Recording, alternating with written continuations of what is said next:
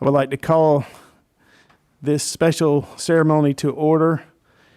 We have Mr. Al Bird and some of his family members here with us today. Mr. Al Bird will be our 7th member on the Johnston County Board of Education. Thank you to Miss Michelle Ball for coming over from the Clerk of Court and doing our swearing-in ceremony. So at this time, I'm going to turn it over to Miss Ball.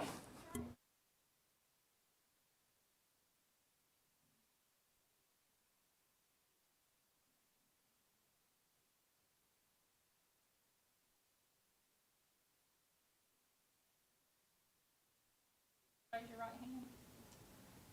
Is it Aldostin? Do you, Aldostin Eugene Bird, Jr., affirm that you will support the Constitution of the United States and be faithful and bear true allegiance to the state of North Carolina and to the constitutional powers and authorities which are or may be established for the government thereof, and that you will endeavor to support, maintain, and defend the Constitution of said state, not inconsistent with the Constitution of the United States, to the best of your knowledge and ability, so help you God? I do. And do you, Aldostin Eugene Bird, affirm that you will well and truly execute the duties of the office of member of the Johnston County Board of Education according to the best of your skill and ability and according to law? I do. Thank you. Congratulations.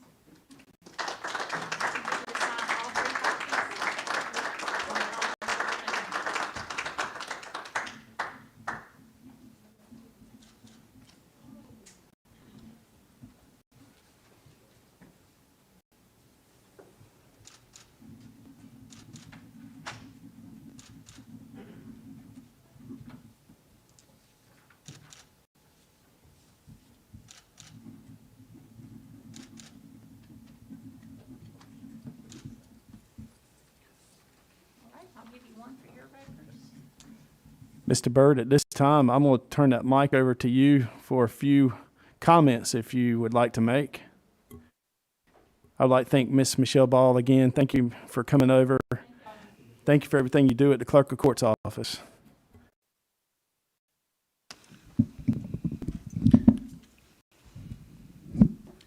First of all, I'd like to say thank you to the board, firstly, for allowing me to be able to serve.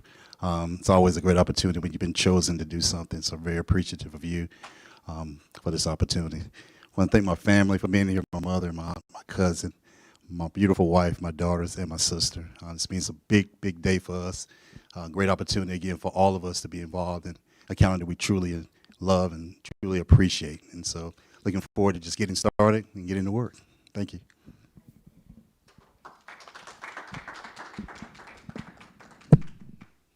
We're glad you're here, Mr. Bird. Glad your family could join you in this special occasion. And we appreciate you all coming today, and we look forward to working with you, Mr. Bird. And like I said earlier, if you have any questions or anything that you need, we're here to assist you and just to make sure that you have everything at your fingertips to make sure you can carry out your duty as on the Board of Education. Thank you.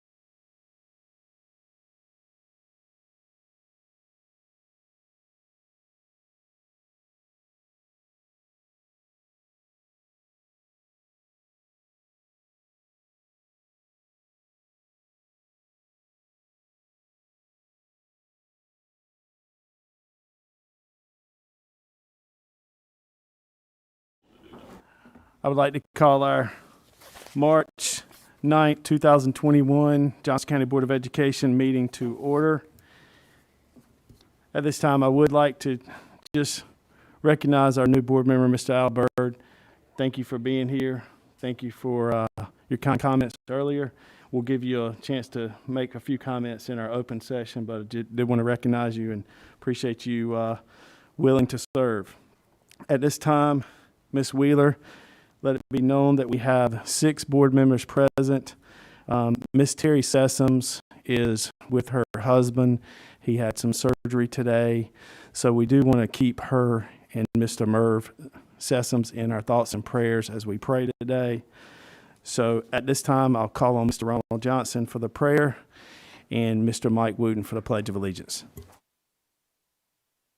Everyone will rise and bow your head.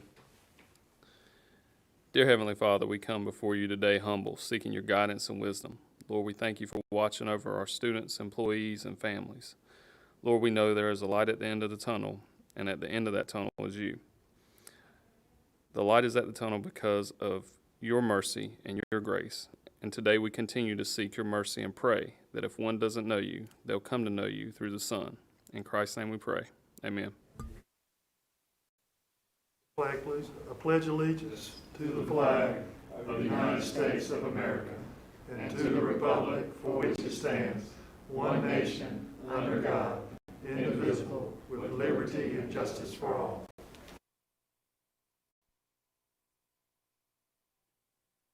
Dr. Bracy.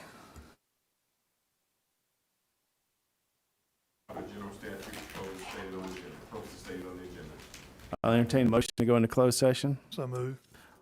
Motion by Mr. Wooten, second by Ms. Andrews. All in favor say aye. Aye. All opposed, motion carries 6-0. We're now in closed session.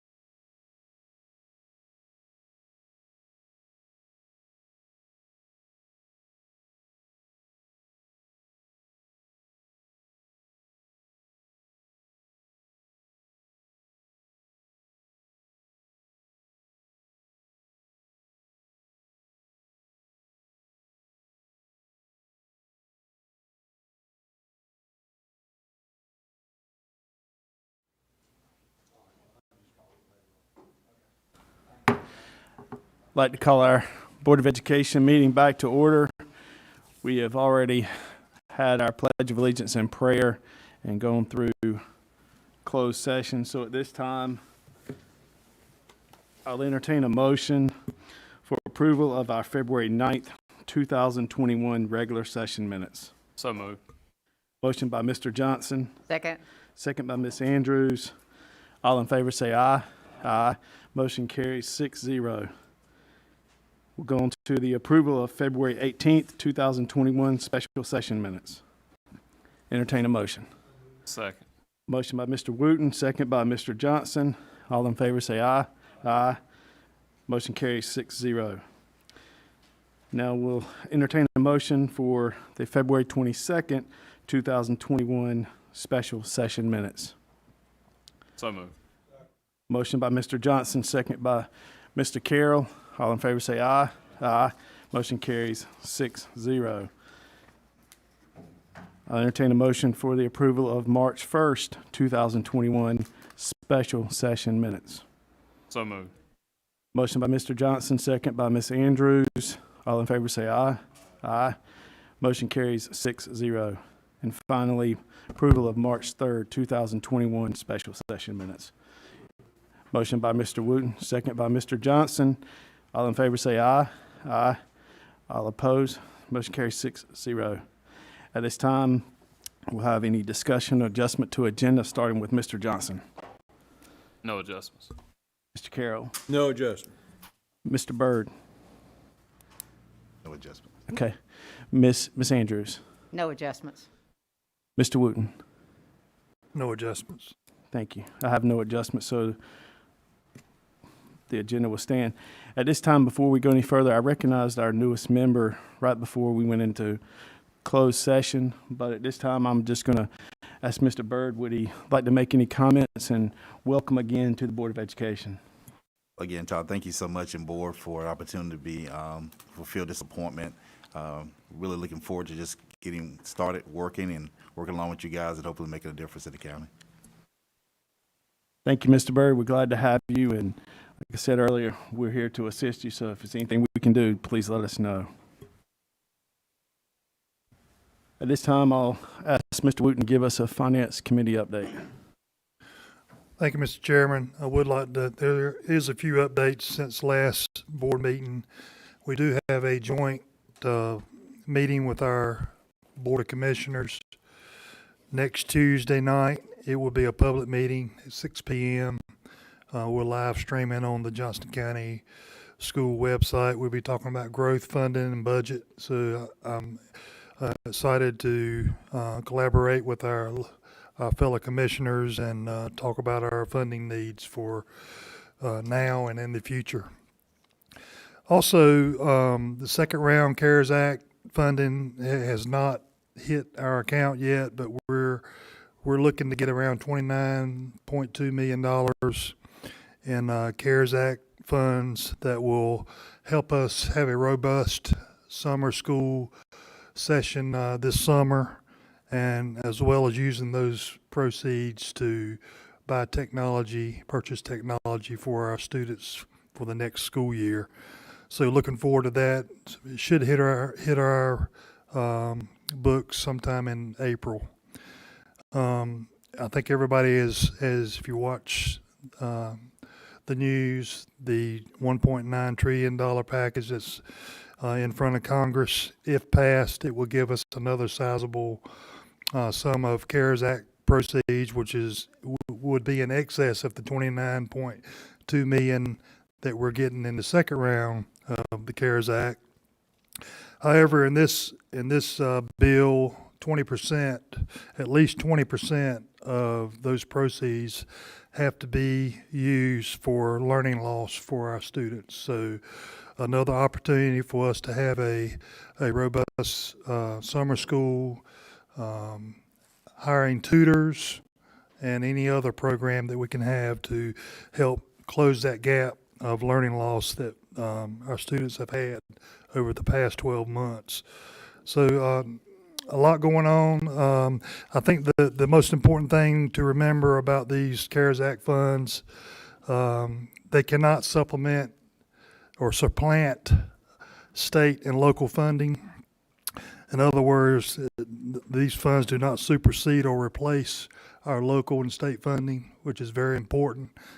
We still have to have funds to operate as a school system, and our funding sources are vitally important for us to move forward as, you know, we are a growing county, and to educate the kids and to catch the students up that have lost learning over the past 12 months. So it's important to know that this does not supplant those funds for our yearly funding for this school system. Thank you, Mr. Chairman. Thank you, Mr. Wooten, for those updates. And, you know, it's a good opportunity for us, for the summer school, to assist these students that have been virtual and, you know, just are not progressing like they need to. So I look forward to hearing Dr. Bracey and the leadership team's plan on how we're going to move forward with this summer school program and the amount of kids that we're going to be able to assist to make sure that they're caught up and moving forward. So we thank everyone, and especially the government, for the CARES Act money. But again, it's not to be put in place of anything that we're getting locally or from the state. So thank you for those updates. Ms. Andrews, do you have anything from the Legal Services Committee? Just that we will be meeting in the near future to continue this process. Good deal. Couple of things we just want to make comment on. One is the looking to have a board retreat on April the 17th, 2021, time to be announced at a later time. And Mr. Wooten mentioned the joint session with the county commissioners next week. I also look forward to that meeting, and we'll have dinner at 5 p.m. and then the meeting will be at 6. That will be at Facility Services, and so looking forward to that. And I just want to thank Dr. Bracey and the team as we move forward with graduation and prom updates. We're going to continue to move as far as Governor Cooper will allow us to, as far as the executive order. So I just thank Dr. Bracey and his team for being, you know, on the forefront of that and making these decisions and getting it out to our students so that they understand what our processes are and what we're going to be able to do for proms as well as graduations, for the traditional graduations coming up. So Dr. Bracey, thank you for that. Before I turn it over to Ms. Roberts, I did want to turn it over to Ms. Andrews for comment. Yeah, we, as board members, I'm speaking for the board now. I hope they will let me do this. You know, we appreciate so much our staff, and we certainly, we mourn the time that we lose any staff member in Johnston County Public Schools, and we know that we suffered a loss earlier in December with John Kroll, and then on February the 19th, we lost Michelle Alexion. Michelle was a physical therapist in our school district. I had the privilege of working with her. She had served Johnston County Schools for 22 years. And I think it speaks so highly of her that Michelle passed away suddenly. But the day before she passed away, she was serving students in Johnston County Schools remotely. She, you know, a physical therapist works with gross motor skills. They help our children, our adults with mobility and transitioning within a school. And I think when we think about that, we think about the world that it opens up for those young people. And we're just so grateful for Michelle's dedication to our system. We mourn her loss, but we celebrate her life, and we celebrate the imprint that she has had on so many lives in Johnston County. So I just didn't want the moment to go by without recognizing that we have lost a valuable employee to our school system.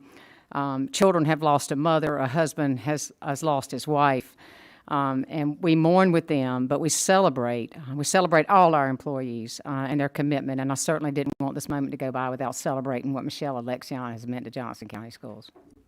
Thank you, Ms. Andrews. And just for the people at home that are just tuning in, Ms. Sessoms is not with us today. She is at home with her husband, who had some surgery today. So we want to keep them in our thoughts and prayers, as well as Ms. Sessoms is assisting her husband, Merv. And so our thoughts go out to them. So at this time, I'll turn it over to Ms. Roberts.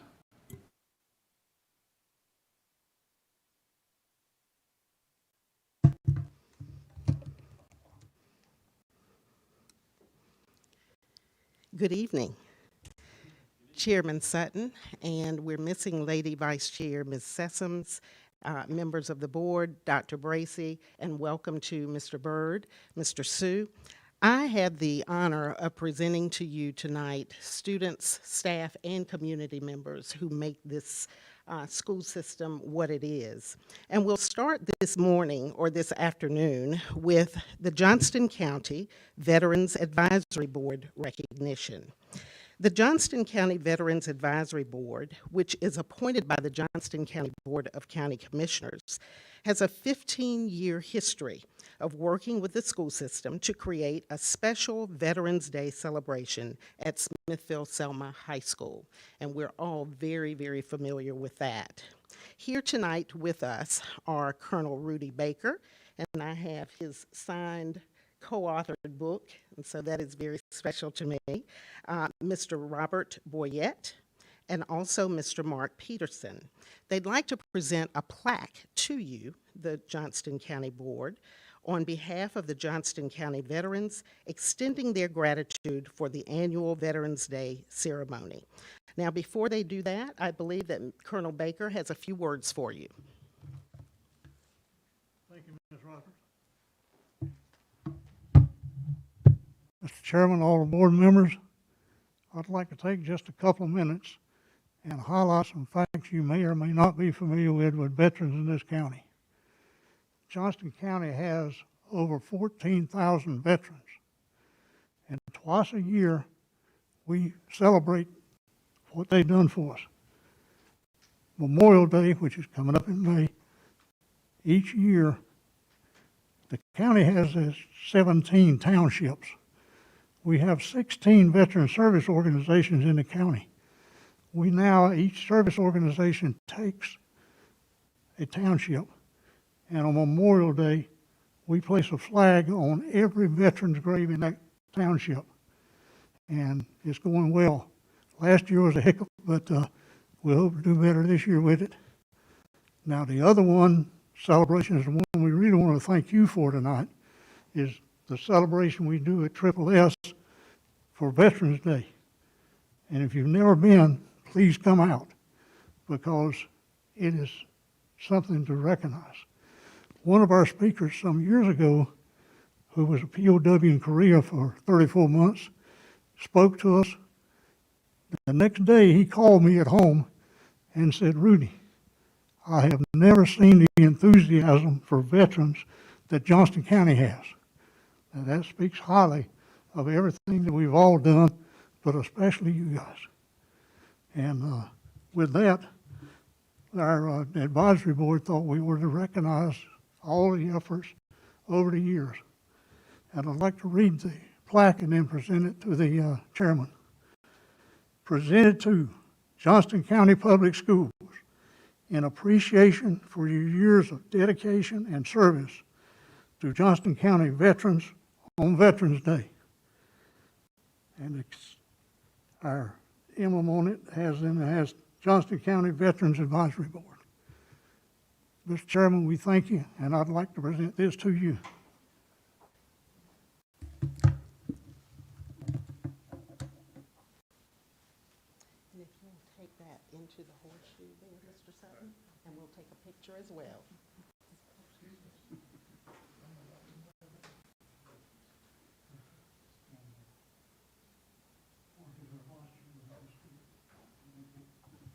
Do you want me to move this? You want me to move this?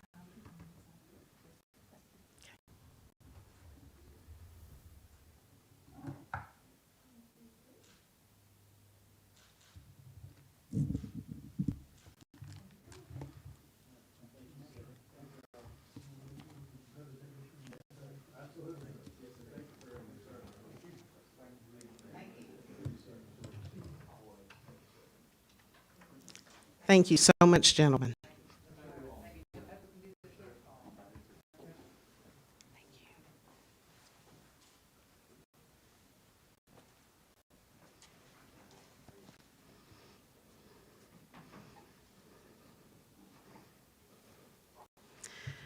I'm sure that you've mentioned your wonderful visit to our new school this afternoon.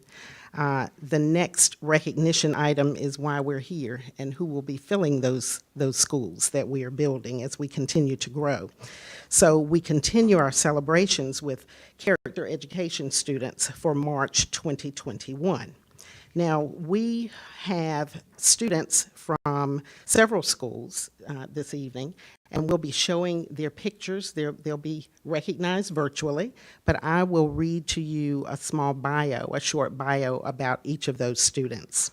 And we'll start with Choice Plus Academy, where Alicia Hope is the principal. And our student is Adam Northcutt, who is a 10th grader. He's being recognized for the character trait responsibility.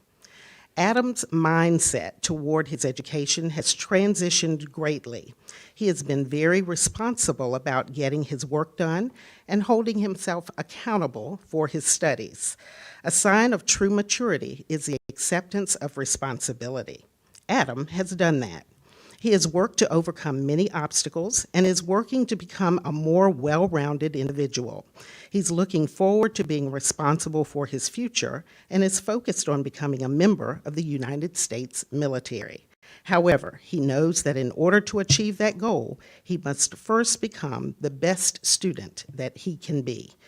We salute Mr. Adam Northcutt. From Dixon Road Elementary, where Kenneth Bennett is the principal, Kelsey Ches, who is a 5th grader, is being recognized for dependability. Kelsey Ches is a diligent and responsible 5th grade student. She is extremely energetic, upbeat, and personable. In the classroom, she works hard to meet all of her obligations. When it comes to group work, she can be relied upon to complete projects to the very best of her ability. Kelsey always encourages and supports her classmates. She plays by the rules, admits when she has made a mistake, and has the courage to speak up and do what she knows is right, regardless of what other students might think.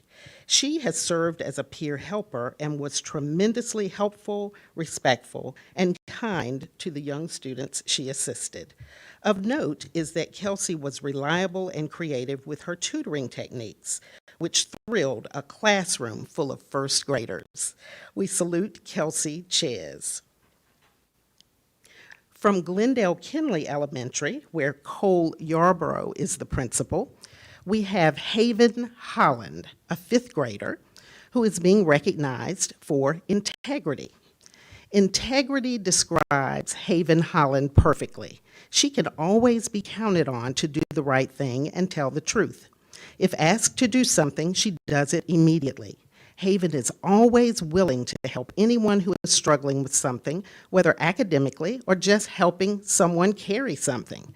She has a great respect for adults and students, and she has a naturally sweet personality and is kind to everyone. Haven takes responsibility for leadership and works well with anyone. She can always be trusted to be honest at all times.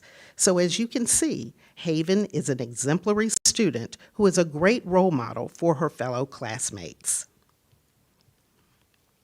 From Innovation Academy, where Kelly Johnston is the principal, we are recognizing twins, Will and Daniel Scott, who are both in the 8th grade, and they're being recognized for perseverance and for courage. Both Will and Daniel have overcome stress with understanding and courage. When concerned about understanding academic concepts, being present on Google Meets, completing their work, and being successful, they work to overcome. Where others may choose to give up or give in, these two have chosen to persevere. They are no longer afraid to ask for help. They know they need it and trust that they will receive it. They have developed the courage to reach out when they have questions, to assert themselves, and to keep trying until they master a skill or concept.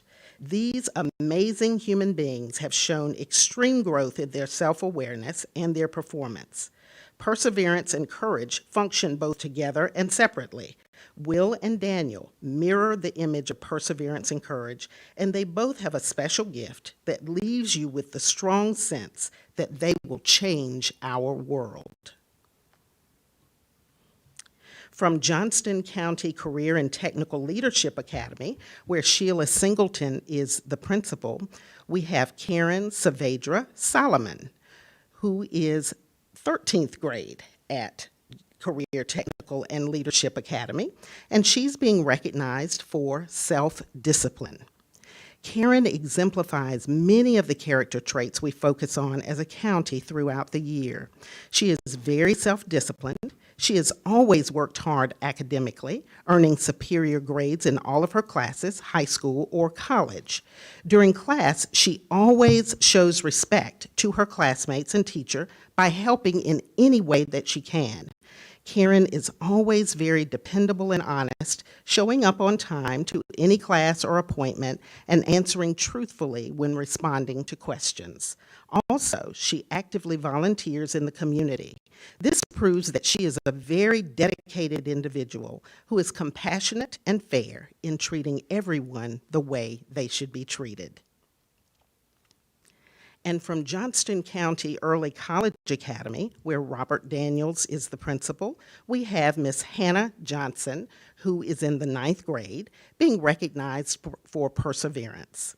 Hannah Johnson exemplifies perseverance through her ability to stick with rigorous college and honors high school class assignments. She never complains or asks for sympathy when she faces a challenge. Hannah instead rises to the occasion and advocates for herself with both her professors and teachers to reach mastery in her subject areas.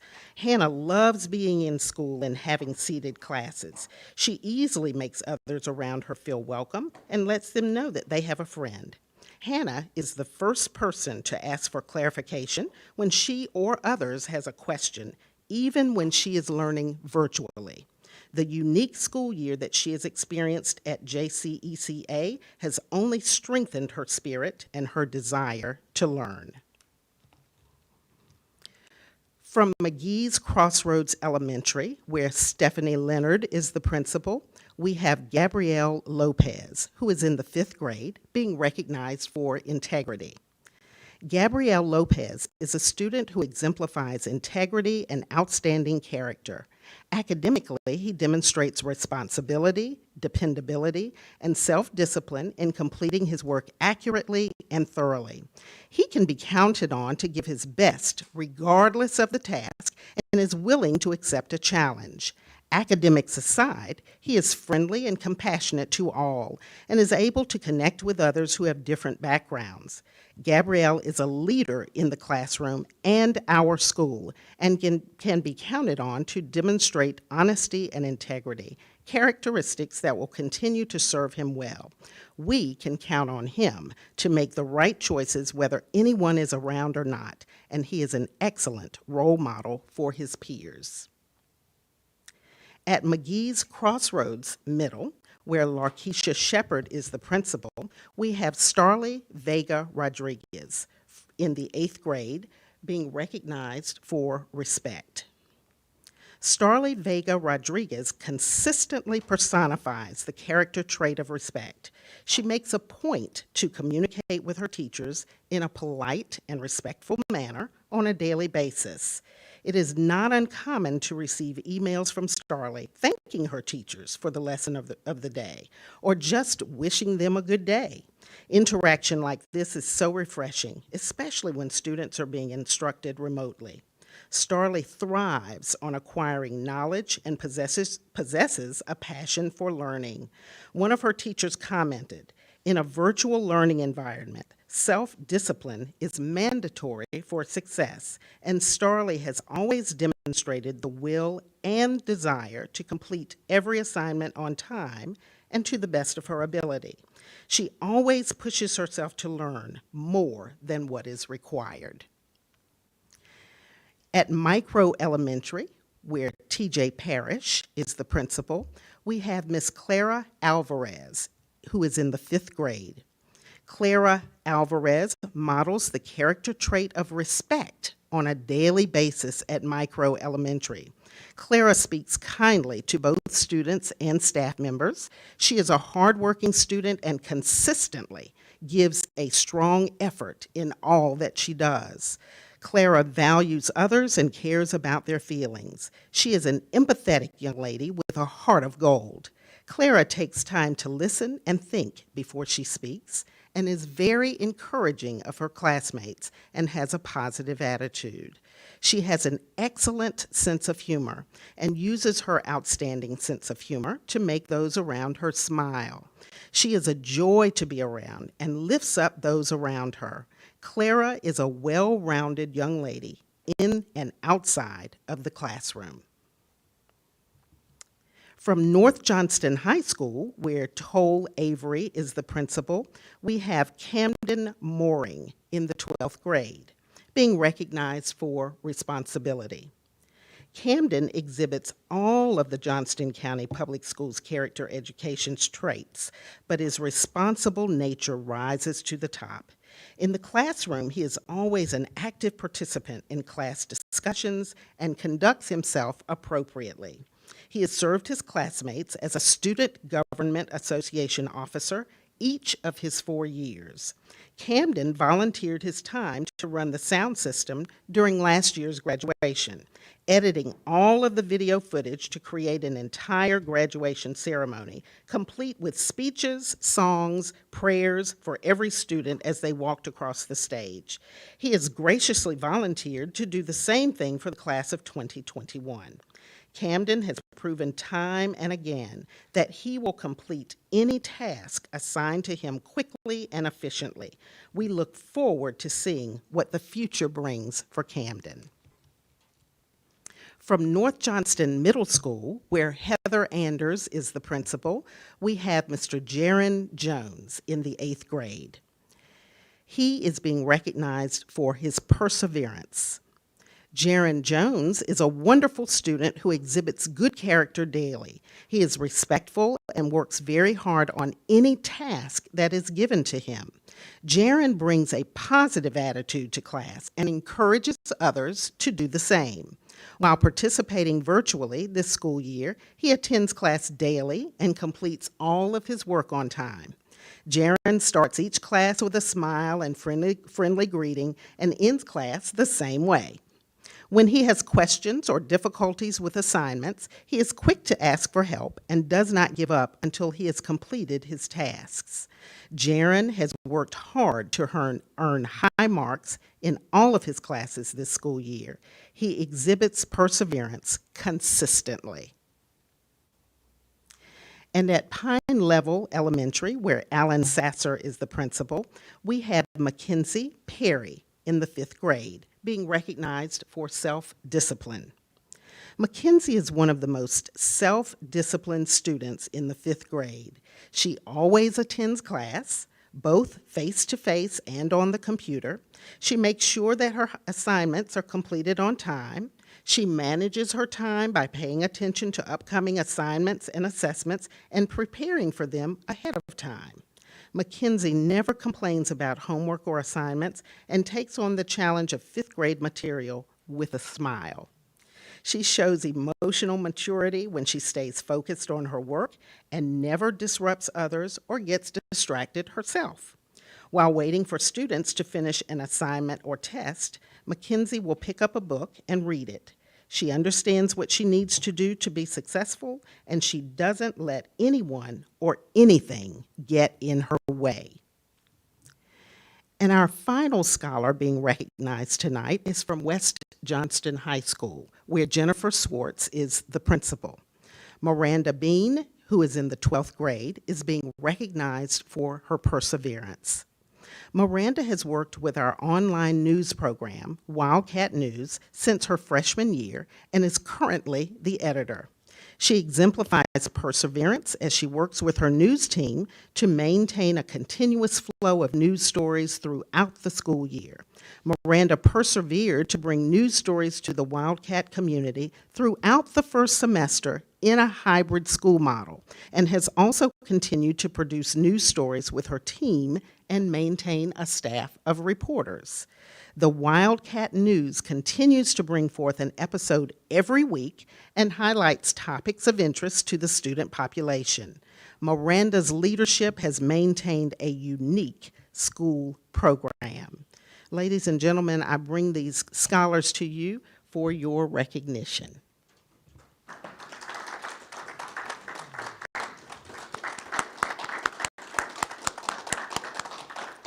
Congratulations to these students. And Brian Vetrano will now recognize our Employees of the Month.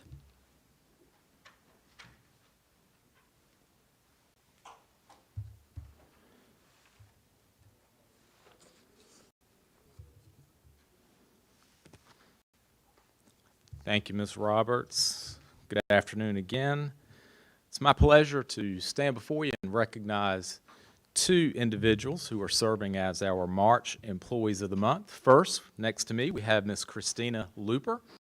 Ms. Looper is a custodian at Glendale Kinley Elementary School, and she was nominated by not just one person, but her principal, her assistant principal, and two teachers at the school. And they had so much to say. I told Ms. Looper that I didn't have time to read all this information, so I had a hard time deciding what to highlight because it's all so great, but I will share a few of the comments with you.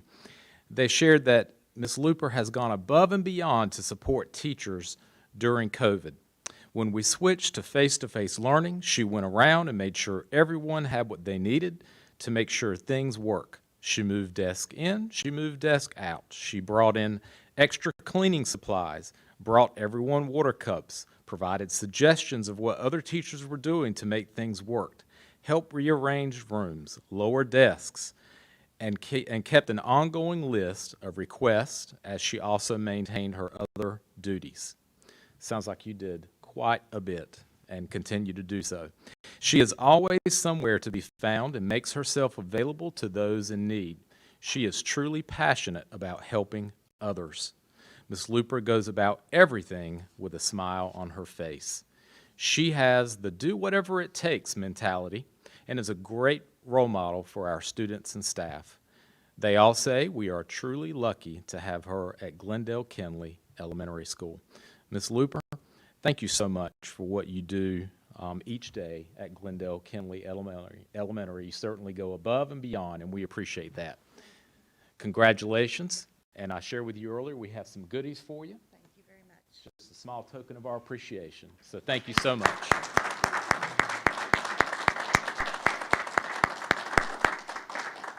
Continue to do great things. I will. We know you will. Thank you. Thank you so much.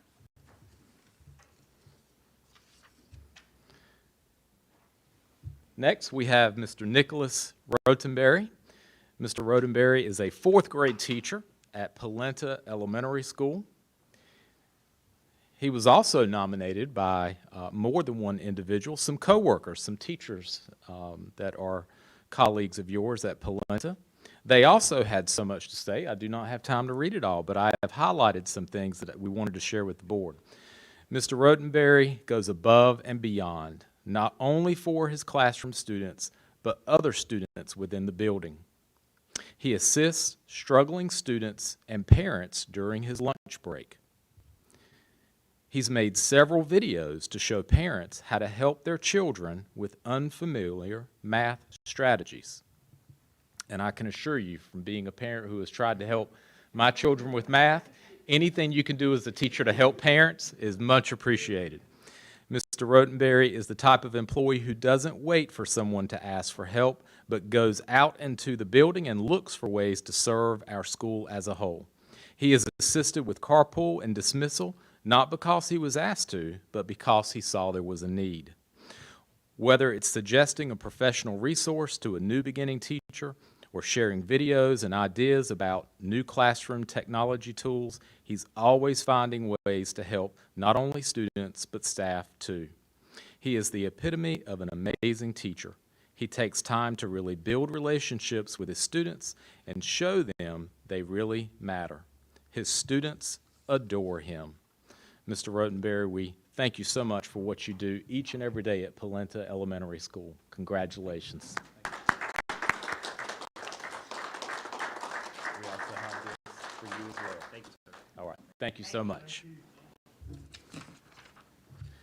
Thank you. And I think I'm turning it back over to Ms. Roberts.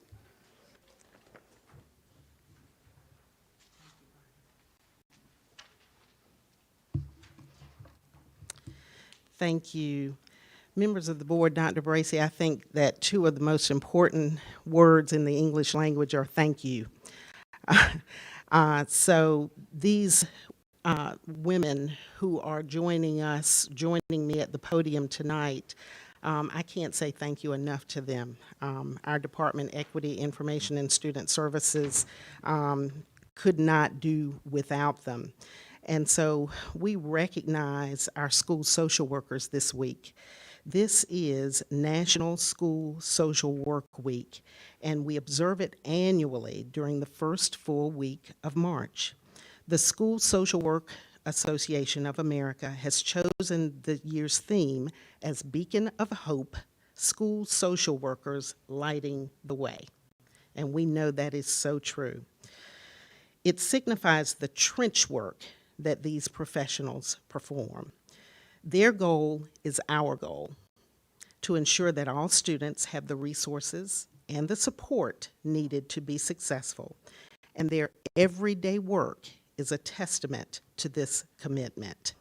We have some representatives from the school social work professional realm, and while Ms. Susan Kelly, our lead social worker, brings you a few remarks and introduces who she has with them, I will handle your PowerPoint for you. So you just tell me when. Alrighty. Good afternoon. I guess it's evening. Good to see everyone. I have with me today just a representative. We would bring everybody, but we can't squeeze in here Sarita Jenkins, Nan Jones, and Charity Pate. And they are just 3 of our team of 15 that are county-based, and we have 19 of us who serve with that designation as a school social worker license. And it is a specialized license through DPI, and because there is a special skill set that all of our social workers have and are trained under. And what's really exciting for us as our team is that we come from such a diverse background that as we work together as a team, we can reach out to one another for those. And so we just wanted to share briefly, there are things that social workers are often known for and seen for. The second slide does share things that are probably less known things that we do in the schools where we participate. We work within teams, we may not sit on every IEP meeting, but we may sit with teams or with families where we need to be a support for that family, where we need to be an advocate for that family, where we need to provide information to the school as far as what is going on with the family and the challenges that child has to help further define. We may have been involved more in the medical or psychological aspect of that. And then this is the places that you will see us most of the time. And so several things I know for when we went into remote learning and everybody was home, it was frustrating. We were still making the calls and intervening and still doing some deliveries, but not as much. And so when it finally opened up just enough that we could start to do more of our interaction with families, I know I heard the comment from several of our team members that it feels so good to be back out there working with our families. And so I thank my team members each and every day for the smiles they put on their faces even when it's frustrating. And honestly, I know there's probably a lot of school staff that have said, we've been social workers this year, we feel like it. But I appreciate the leadership that the team members have shown to help guide those services that we have all provided. And thank you for your support.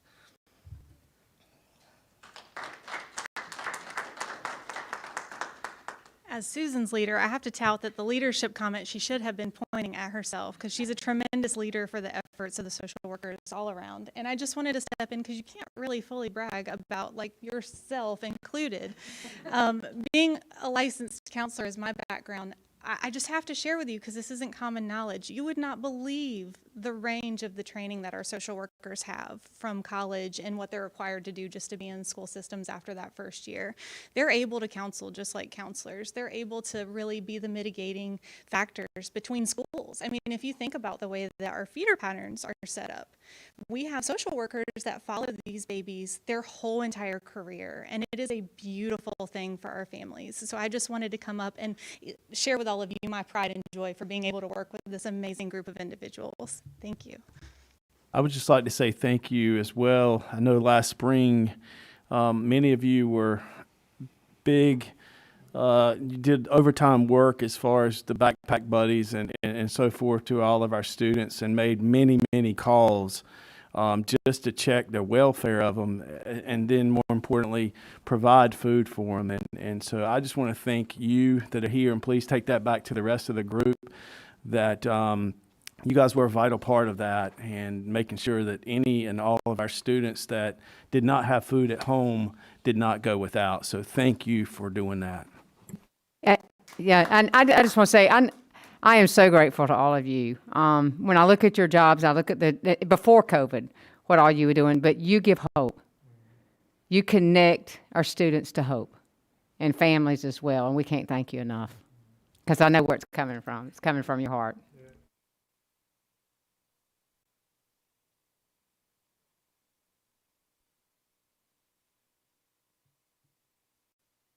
We'll round up our recognitions with Dr. Pierce, who will bring us a vaccine clinic acknowledgement, and Brooks Moore will follow Dr. Pierce with a school maintenance worker appreciation.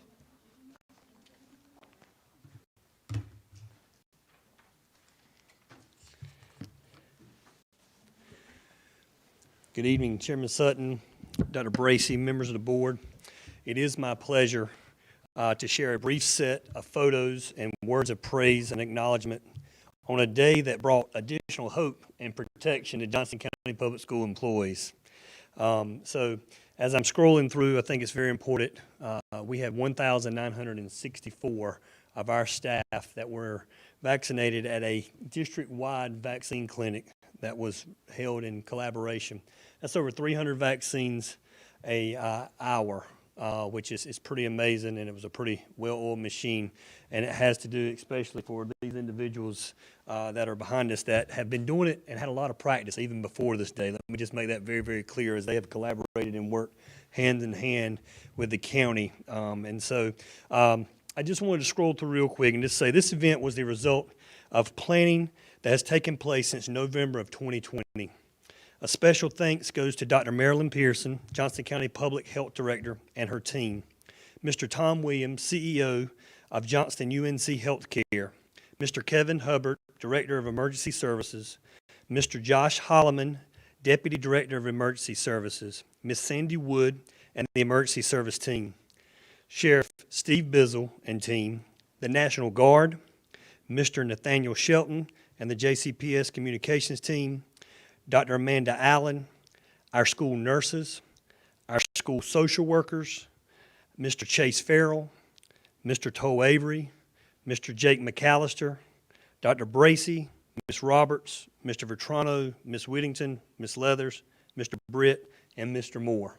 It took a lot of people collaborating to put this event on. And so, as you can see in these next few slides, the biggest celebration is for and from our staff.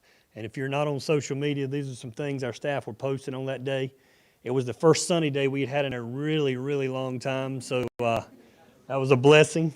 But there was a lot of smiling faces and a lot of positive comments from a lot of people. And I'll tell you, you could see the smiles through the mask, as people say, on this day. And so as we sort of finish up here, I just want to let you know we have administered or provided opportunities for all staff in our school system to be vaccinated to date. This has happened either through other pharmacies or other doctor's offices or through the health department. And so we continue to send updated vaccine information to principals when vaccines are available from local pharmacies and our medical providers. The Johnston County Health Department continues to have weekly vaccine clinics on our campuses for groups 1, 2, and 3, which still include school staff if they would still be interested in getting the vaccine if they have not yet.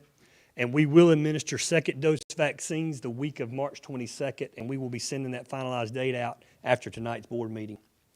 As I said before, none of this would have been possible. None of this could have been accomplished without the amazing support of over 40 different employees or more in our school system. And so I just want to say a huge thank you before we even get to the second vaccine to Keith Dimsdale from Chick-fil-A. He has provided a token of appreciation, and that's just a teaser for everybody who comes out to the second event.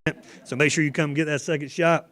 And I would like at this time, Ms. Hockaday, if you could please come up and introduce who we have here with us. Greetings. Today we have Becky Anderson, Tammy Franklin, Kathy Woodard.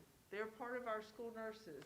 And I have a list of our school nurses, and I am proud of each and every one of them that work with us, because I'm telling you, Johnston County has the best put-together team in the whole wide world. I agree.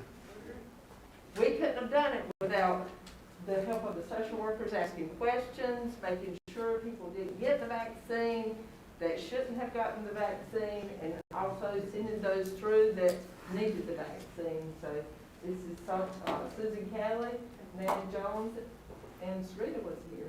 So. Well, where's Sarita? But thank you. It has been a ride, and we have thoroughly enjoyed trying to get the people of Johnston County inoculated so we can get these masks off and educate and get our kids where they need to be. Thank you. Thank you. Thank you to everybody. But Dr. Pierce, I think you forgot one person on your list. Well, I'll be honest with you, I have looked at this list a lot of times, and if I have, I apologize in advance, sir. I think it's you. Thank you.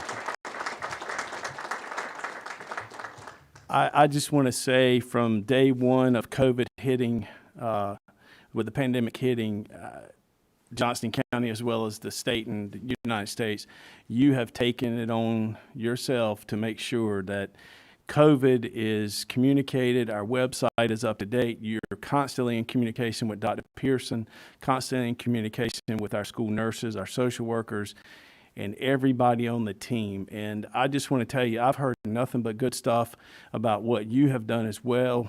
Not to take anything away from the people behind you, because they've done an outstanding job, but you have done an awesome job. And I just want to thank you for what you did from our school system to make sure that people are reaching out to our school system, wanting to know how we're doing our website, what is going on, what is the communication like. And I can honestly say it's because of you taking it on and making sure that we were at the top of the list. So I just want to say thank you to the school nurses and social workers. You guys have been involved since the day one of COVID hitting as well.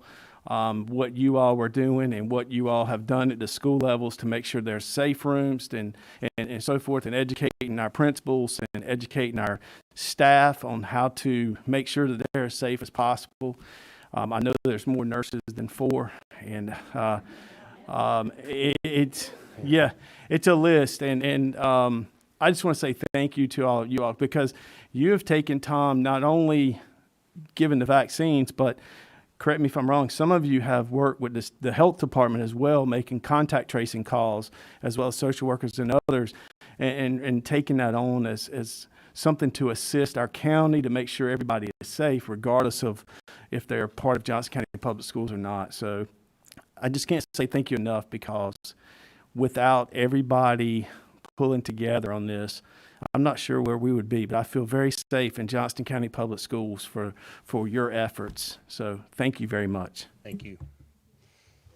I want to say one thing. My husband works in Wake County, and I will tell you the other day when I called him and I said, honey, you need to get down here because you've got to have your shot. And he announced it to his staff in Wake County, and they were amazed with Johnston County. We are top notch.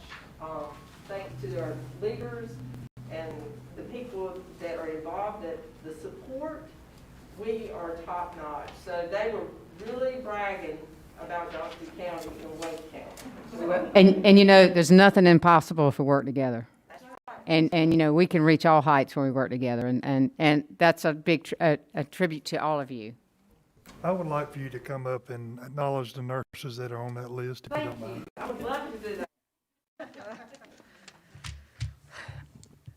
Our school nurses are Tammy Franklin, Jennifer Gurley, Jennifer Crocker, Sonia Lewis, Jeannie Bailey, Sarah Buchanan, Kathy Woodard, Lisa Brame, Cindy Schmidt, Susan Stem, Lori Evans, Teresa Swearingen, Becky Anderson, Judy Jordan, Candy Gillespie, Bonnie Morley, Dawn Olive, Crystal Glandon, Allison Marshall, Candace Stevenson, And we have one nurse that has come to help us from an agency named Desiree Poston. She has really helped us tremendously with vaccines too.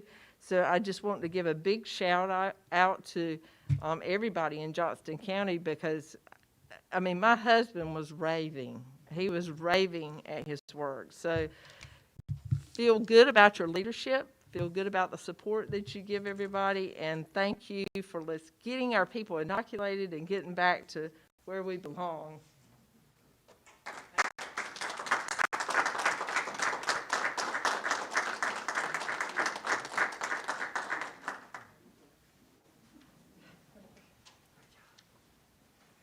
Mr. Moore.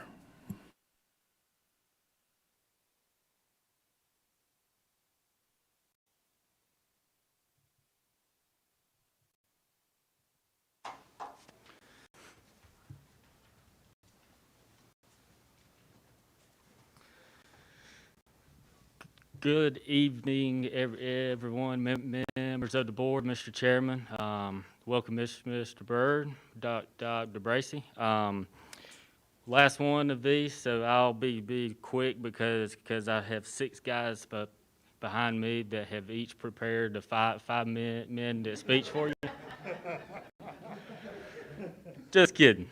These guys are behind the scenes, and they are comfortable being behind the scenes of our school system. So thank you for this opportune time to recognize National School Maintenance Worker Appreciation Day. It was actually last Friday, March 5th, but it is observed annually on the first Friday in March. Today, we recognize and celebrate the dedicated service that these guys provide to Johnston County Public Schools. This past year has certainly been an adventure for us, but these essential employees have worked through it, completing over, as of 4 o'clock this afternoon, 12,529 work orders since last year.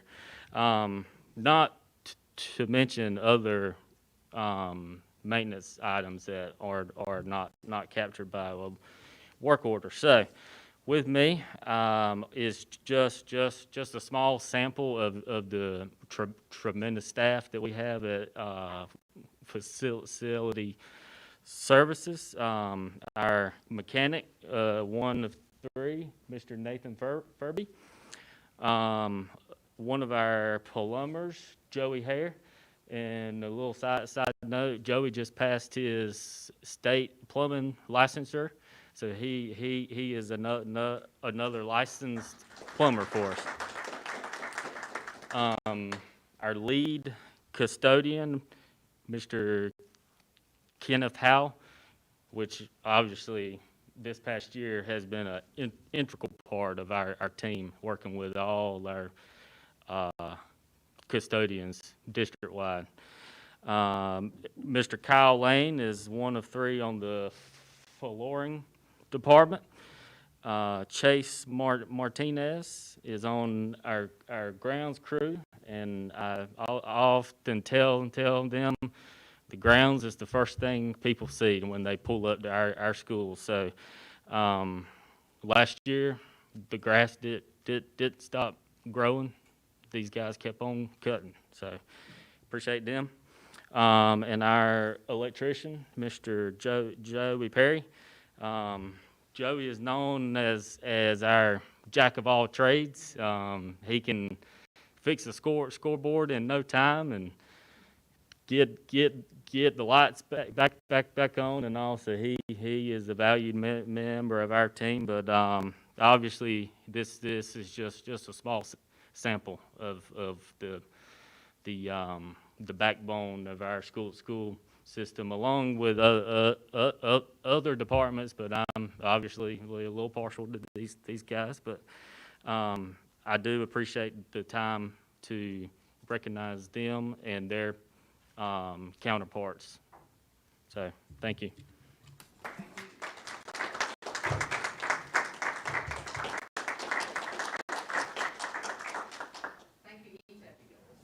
Thank you, guys. Before y'all leave, let me say this. You need to hear, I can't let you go without saying this. As you well know, Brooks, you put it right. First thing people see are our school buildings when they drive up. First thing staff sees, teachers see, are the things that go on in the building, you know, the ceiling tiles, things like that.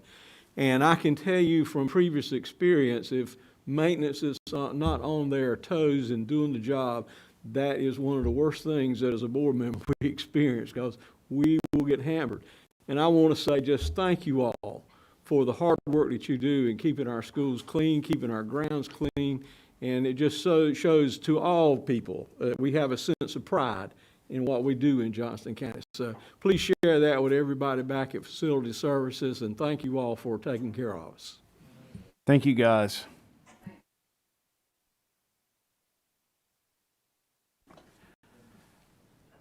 Thank you for celebrating with us. This concludes our recognitions. Thank you very much. No advisory appointments tonight. Next public comment is at 6 o'clock. We do not have any in-person public comments. We have one that's linked to our agenda, so we will not stop at 6 o'clock for any public comments. So at this time, I'll turn it over to Dr. Bracy. Thank you, Mr. Chair. Mr. Chairman, at this time, I ask that the board approve consent items 9A1A through 9A1G. Motion by Mr. Carroll, second by Mr. Johnson. Any questions or comments? All in favor say aye. Aye. All opposed? Motion carries 6-0. Mr. Chair, members of the board, in addition to the personnel that was approved, as part of the consent agenda, I also at this time recommend to you as principal of Thanksgiving Elementary School, Mr. Chad Jewett. I'll entertain a motion for Mr. Chad Jewett to open Thanksgiving Elementary School. So moved. Motion by Mr. Wooten. Second by Mr. Carroll. All in favor say aye. Aye. All opposed? Motion carries 6-0. At this time, I'll read an announcement on Synergistic LLC settlement. On February 22nd, 2021, the Johnston County Board of Education approved a settlement agreement with Synergistic LLC regarding the termination of the contract between the parties dated January 1st, 2016. The dispute involved whether the contract terminated on December 31st, 2020 or June 30, 2021. Pursuant to the settlement agreement, the parties agreed to terminate the contract effective December 31st, 2020. The parties also agreed that Synergistic LLC was not due any additional compensation for any services or other fees associated with the termination of the contract. The settlement agreement resolved all issues in dispute between both parties. Mr. Chairman, we need to point out some things to the public and to other folks that might not understand. By being able to terminate the contract on December 31st, which was a contention in the way you might read the contract, that termination as of December 30th has saved this school system over $500,000. The second part of that, where we negotiated with Synergistics the fact that we should not owe them any additional funds at the end of that day, we saved another $137,000 to $140,000. So this negotiation has netted this county savings of over $630,000, which is, I think, notable, and it was good work. We appreciate our council for leading that negotiation, but also we got to thank this board and other folks for taking a stand on saving money and doing what I think is a good deed service for this county. Thank you, Mr. Carroll. At this time, I'll call on our Chief Academic Officer, Dr. King.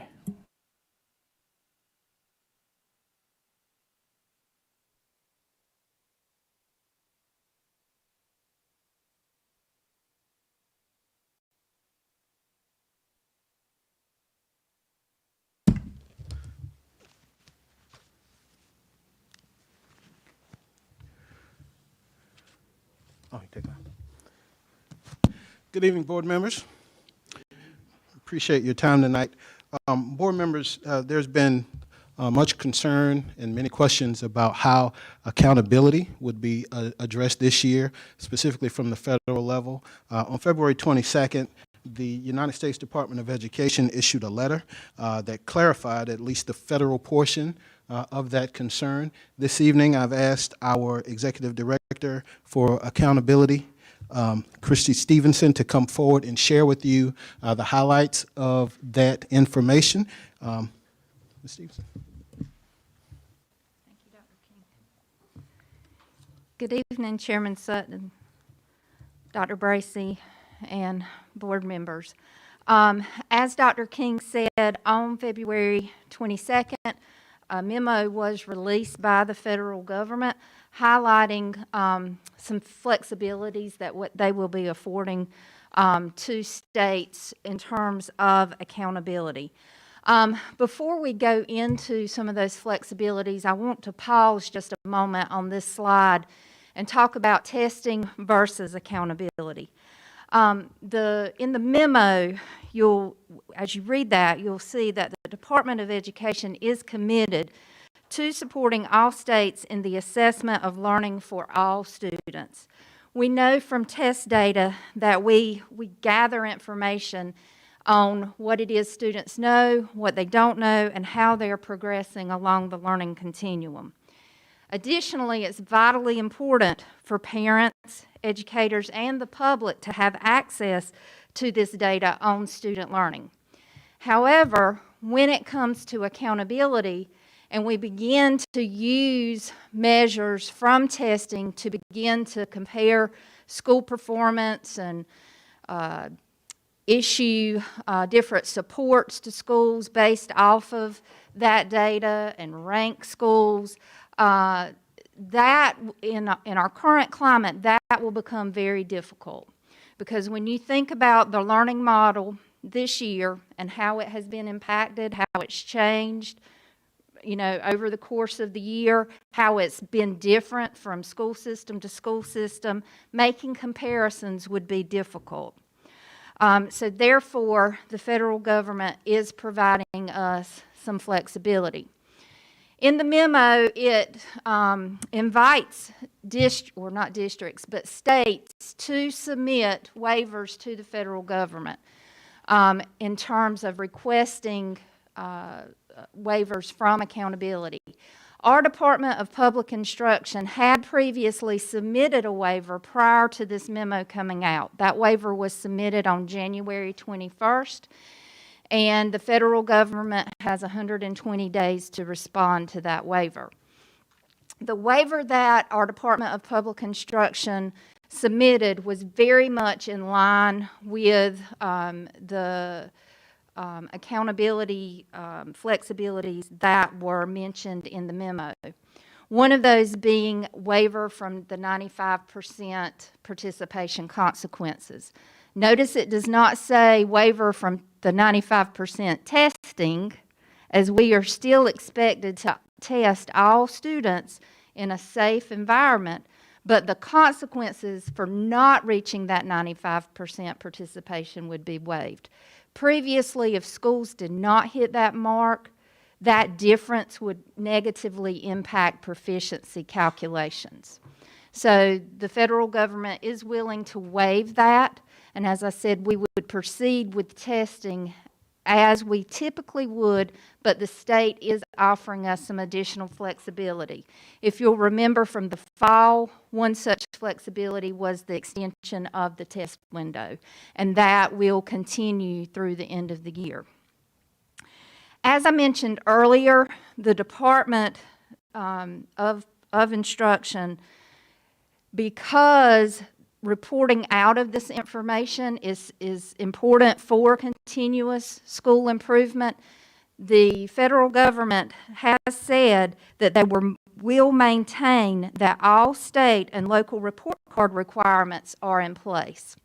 So that includes a reporting out of our proficiency rates in reading, math, and science, looking at a report of the percent of students who are not tested, reporting out the percent of English learners that are exiting the program. So when you look at their language acquisition test, the percent of students that are on track to exit and the percent that are exiting, our graduation cohort rate, and things such as chronic absenteeism, as well as the access to technology.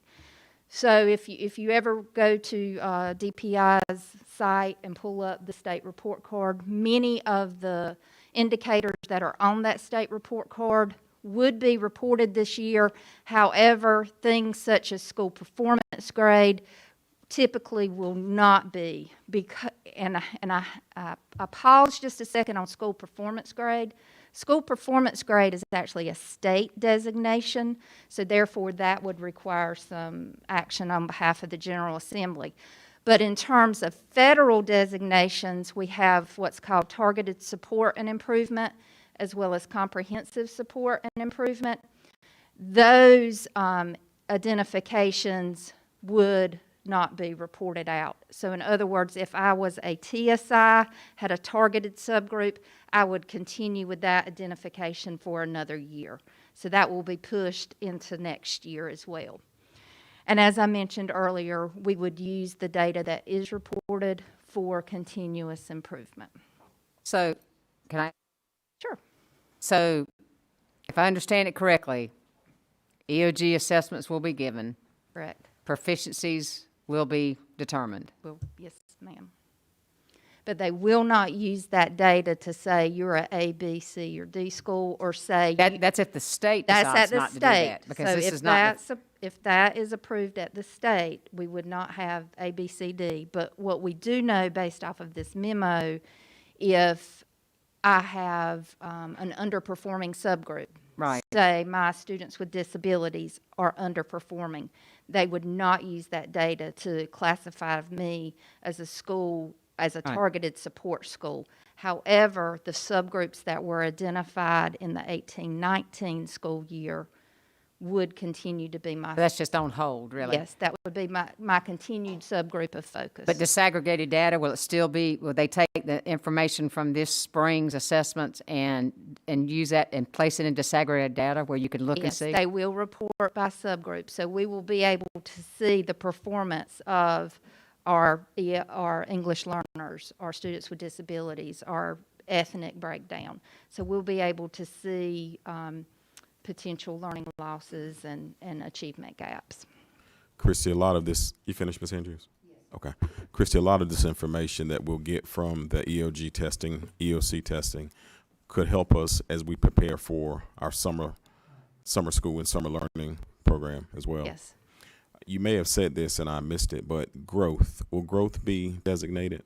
So DPI, the Department of Public Instruction, is currently in conversation with SAS to determine if a growth model can be applied due to the various learning models and so many variables. Correct. I mean, you got students who are just getting back to school, third grade students who haven't taken the BOG. That's correct. As of yet.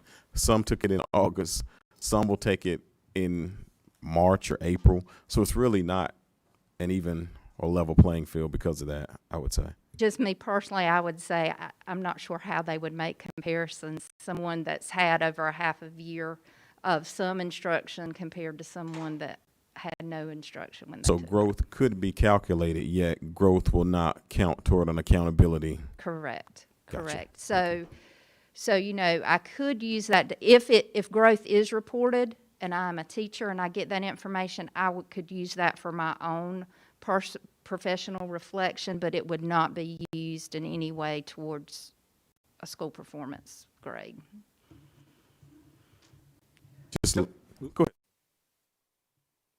Chris, just want to say one last thing, and I want to commend you and our high school principals for that percent tested in the fall. Do you have that number? I do. Handy?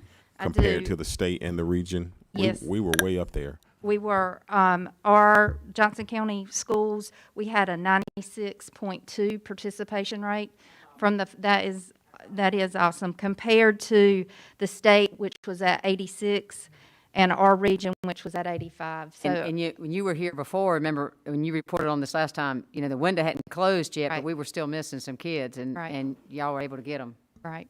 Yeah, our schools did a fabulous job getting these kids in and testing them safely. Yes, thank you so much. Do we have any idea how, and this is early, and I'm not trying to look for something to talk about, but do we have any idea whether the EOG will be required to be given in the schools? It will be, yes, ma'am. Because same security measures and, you know, it's got to be a standardized administration. I'm a little bit disappointed, but I guess this is what we expected. Is that correct? Yes, yes. You disappointed that they're giving it? I'm sorry, you know, but we're about accountability. I understand that. I guess that's just my personal feeling. I think it's been a difficult year, but, you know, we'll rise to the challenge. But that information is useful in for. As long as it's not being used punitive against Right. schools, which it is not. Right. If the state agrees to that. Right. You know, and I certainly hope that they will. And teachers and other educators in the building can use that summative data along with the formative data to really, you know, look at the instructional plan for that student. Right. Looking at, I understand, yep. And I agree 100% with Ms. Andrews about the data, because let's look at it. If they do give a grade of a school performance grade, A, B, C, or whatever, even though it won't count punitively, it's still going to be reported. Right. Correct. Sure. But you wouldn't be able to make any kind of comparisons, say, from district to district. Correct. And so, Correct. Thank you. any additional Yes, questions? well, I'm going to have a comment based on what we've discussed here, is that the fact is that, you know, we have our sight on the right stuff. Accountability, bringing these children along, let's fix the problems, you know, let's go after it, and I appreciate that. Access to technology, what does that include? Does that mean giving every kid a Chromebook and having a hotspot available to them? So currently, what is on the school report card is the device to student ratio, as well as the number of like wireless connections within the classroom. That's what's currently on there. But when you read the memo, it talks more about access at home. So I'm thinking that the federal government is going to require some additional reporting in terms of technology, as far as the type of, you know, the number of devices kids have access to at home, as well as internet connectivity. Okay, so this broadband business out in the rural areas can affect, if it's not available, it would affect It would reflect. our ratings. Correct. But again, it doesn't really go into a lot of detail about what exactly will be reported. So, Do we need to share this kind of information with county commissioners who I believe have had conversations about rural broadband and the effect that lack of service across the county? We've even had county commissioners claim that where they live, they don't have access. But this is negatively affecting our school's rating, and it's completely out of our hands, being able to solve that kind of problem. I think you could definitely share this memo with them so they can see the types of things that the federal government is asking to be reported out. Just did. Can I ask one more question? One of the things the memo mentions is a shortening of the version of the test. Yes. So in the state of, and remember, this memo goes out to Right. all across the states. country. Yes. DPI would not be able to shorten our test because when they implemented the new version of the test, they went through that shortening process. So there's been a committee at the state level already looking at how do we reduce testing, how do we shorten test time. So our tests have already gone through that process, and in a meeting with DPI last week, that was brought up, and the psychometricians referenced that they would not be able to shorten it any longer and still be able to assess the standards in a manner that would produce valid and reliable results. Is the math test, I mean, the reading test still, many passages and, I mean. I don't have the exact number. I can get that for you, though.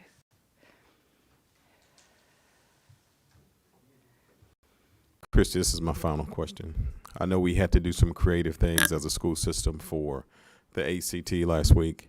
If there's no changes from the governor, could you have to do some creative things as far as 6 through 12 is concerned for EOG and EOC testing? Yes, because at the middle school level, we have to follow the social distancing and reduce numbers of students in the classroom. There is the chance that during that test window, we would have to be creative in how we do our test schedules, and schools are already beginning to work on that. But there may be some situations where, let's say, I'm testing my 6th and 7th graders, and we've got to spread them out, and I don't have enough room for all my 8th graders to come to school and be able to socially distance everyone out. So the 8th graders may remain home on days they're not testing and participate in learning asynchronously. We may also have to do that at the elementary level with our K-2 students. So we are looking at, are there times where we may have to use some remote learning? Thank you for this update. Thank you for everything you're doing to keep us up to speed on what's going on, and we appreciate everything you do for us. All right, thank you.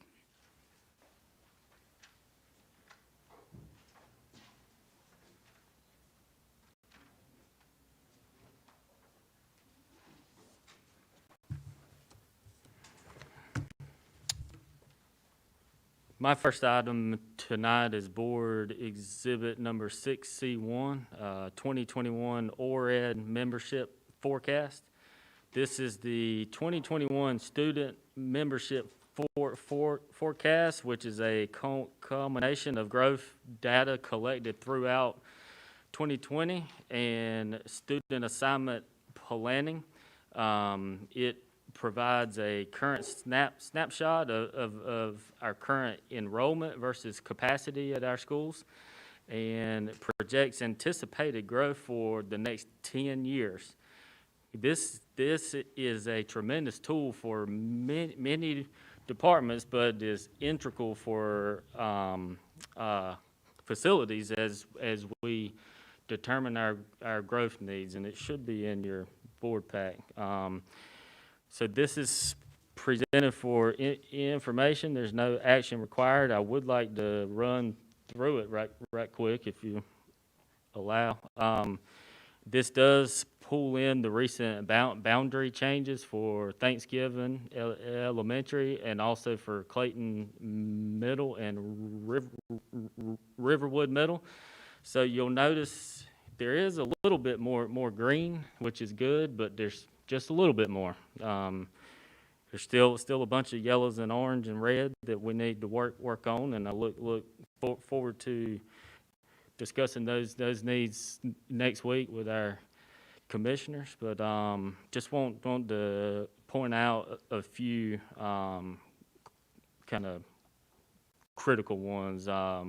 Cooper Academy got some relief from Thanksgiving, but there's development all around there, and a major one just approved last week.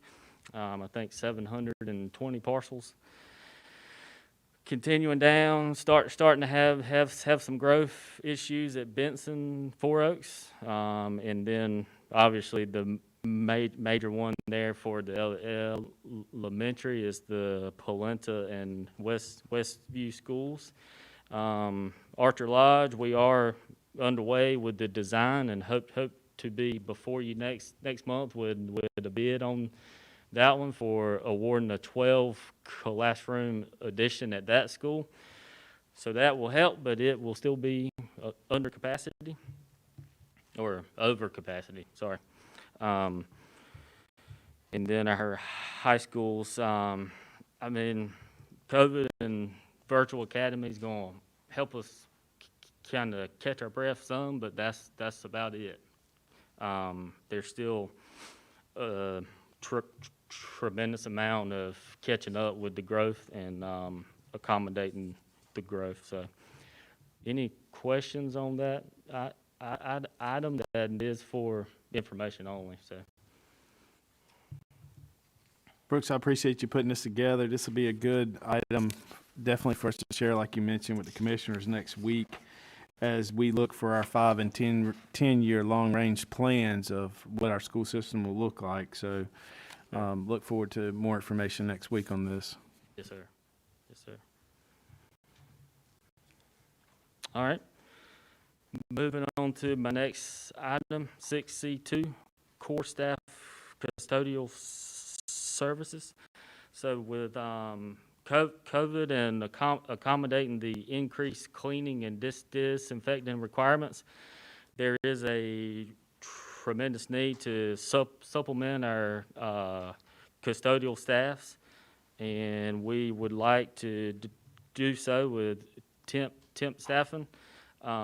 So the facilities and construction department recommends approval to contract with core staff as needed up to $250,000 to fulfill the additional custodial needs. And this is going to be funded out of the CARES Act, and this is presented for action. I'll entertain a motion.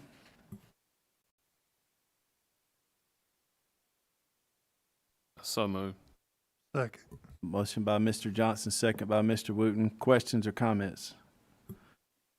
Yes, sir, and I don't want you to take this or interpret this as me questioning this, because I'm all for this. Back in September, November, October, that area of 2020, I was asking for this, and I do appreciate you putting this together. However, I have to reference a December 9th email we all received from the title would be custodial coordinator. Okay. And I believe the exact verbiage in that email is, we didn't need a break from cleaning. We need a break from the buses. And I think there were some concerns that need to be addressed with this particular piece as far as some concerns that our custodians may have. I think that they may be under the perception that we would look at in a future time replacing them with contracted service, and that is not the intention. The intention is to give you, the custodian, some help.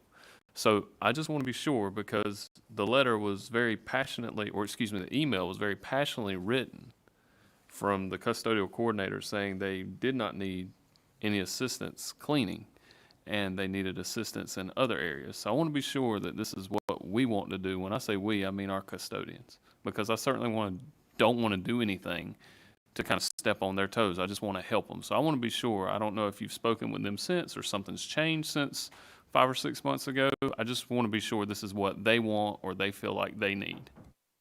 Yes, sir, definitely. And I'm not aware of this email, but I mean, I'm not questioning it, but I'm just wasn't a part of it. But I do know the dual role for custodians makes it difficult sometimes to fill vacancies. So I do encourage and applaud y'all as you continue to work on the bus driver portion of that role. But it's definitely a need. Yes, sir. Especially with those Wednesdays. And this is not full-time staffing. This is as needed.